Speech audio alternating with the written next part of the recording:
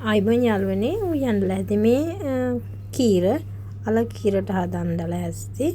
කරෝල තෙල් දාලා මේ කීර චුට්ටියට කපලා තෙලට දාන්න අල කීරට හදන්න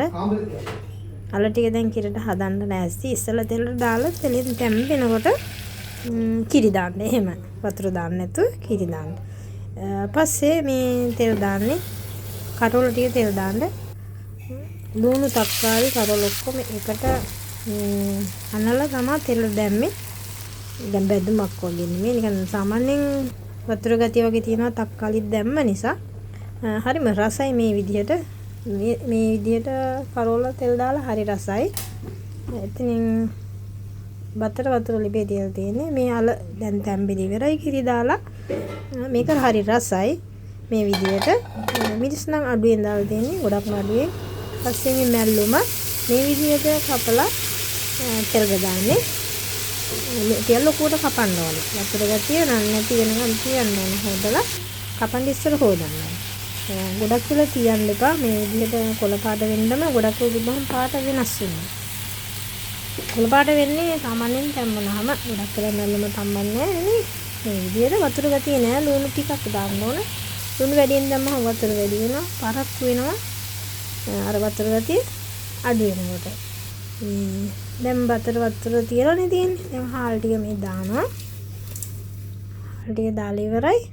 එතනින් පස්සේ අපි දැන් කණ්ඩායි ලෑස්ති මේ දැන් බත් කණ්ඩා ලෑස්ති බත් ටික බෙදා ගන්න මම ලෑස්ති චුට්ටක් මේ මැල්ලුම්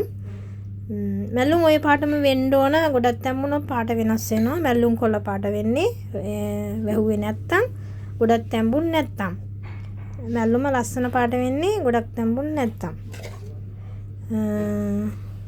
දැන් කරෝල ටික මේ කරෝල ගොඩක් කරවීමෙන් අඩු වෙලා තියෙනවා තක්කාලි දැම්ම නිසා තක්කාලි ලුණු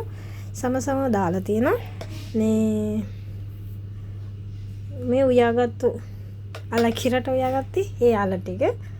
මේ එකත් හරි සුදු ඔය පිටේ තියෙන්නේ මිරිස් අඩුවෙන් දැම්ම නිසා 3-5 අඩුවෙන් දාලා තියෙන්නේ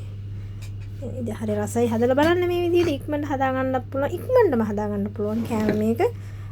එහෙටි වෙලා යන්නේ නැහැ මේ කෑම ටික හදාගන්න එක කෑම වේලා අපි ඕන කෙනෙකුට කන්න බලන හදිස්සියට හදාගන්න පුළුවන් කෑමක් මැල්ලුම කරෝල් තෙල් දාලා අල කිරට හදලා